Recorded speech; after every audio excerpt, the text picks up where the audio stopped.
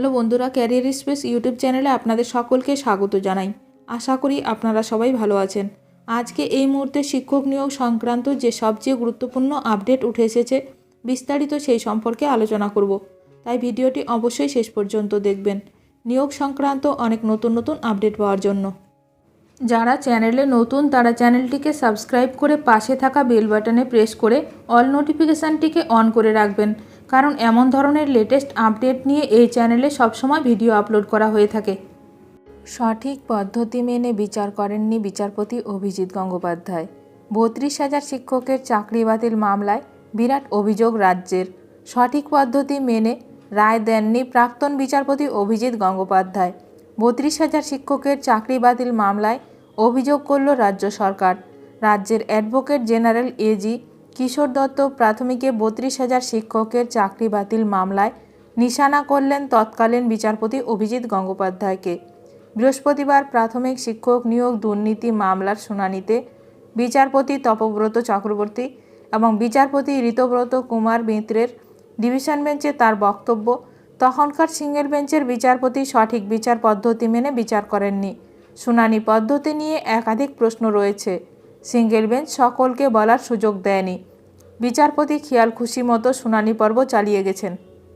বৃহস্পতিবার এই মামলায় এজি অভিযোগ করেন, মামলাকারীদের বক্তব্য শোনার পরে শুনানি স্থগিত করে দিয়েছিলেন তৎকালীন বিচারপতি অভিজিৎ গঙ্গোপাধ্যায়।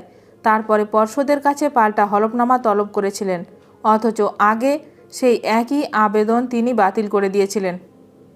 তখন এজির উদ্দেশ্যে ডিভিশন বেঞ্চের মন্তব্য, এখন কেন এই দাবি করছেন? আপনারা তখন তা মেনে নিয়েছিলেন। নির্দেশনামায় সে সবের উল্লেখ রয়েছে। বিষয়টি নিয়ে এজি সাফাইয়ে বলেন, কিছু করার ছিল না। প্রতিটি নির্দেশকে চ্যালেঞ্জ করে তো আর ডিভিশন বেঞ্চে যাওয়া যায় না।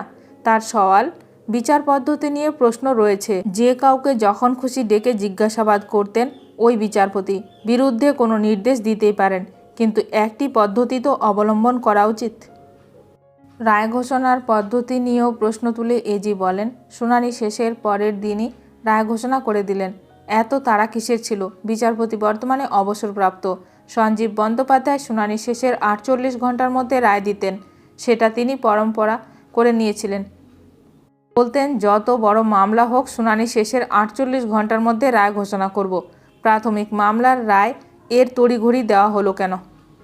এজির যুক্তি, দুর্নীতির বিশ্বাসযোগ্য কোনো তথ্য প্রমাণ সামনে আসেনি। দুর্নীতির অভিযোগের পরিণাম মারাত্মক, কিন্তু শুধু অনুমানের ভিত্তিতে বিচারপতি দুর্নীতির কথা লিখে দিলেন। যদিও মামলার শুনানিতে পর্ষদের উদ্দেশ্যে ডিভিশন বেঞ্চ প্রশ্ন তোলে, উত্তরপত্র বা ওএমআর শিট মূল্যায়নে বাইরের সংস্থাকে কেন বেছে নেওয়া হয়েছিল? কিভাবে মূল্যায়নের বরাত পেল ওই সংস্থা? কেন প্রথমে বরাতের বিষয়ে অন্য কেউ জানল না? কোন আইনের ভিত্তিতে তাদের বরাত দেওয়া হলো? বৃহস্পতিবার দুপুর 2টো থেকে এই মামলার শুনানি শুরু হয়। বিকেল 4:30 পর্যন্ত চলে শুনানি। রাজ্য তথা পর্ষদের তরফে সওয়াল করেন এজি।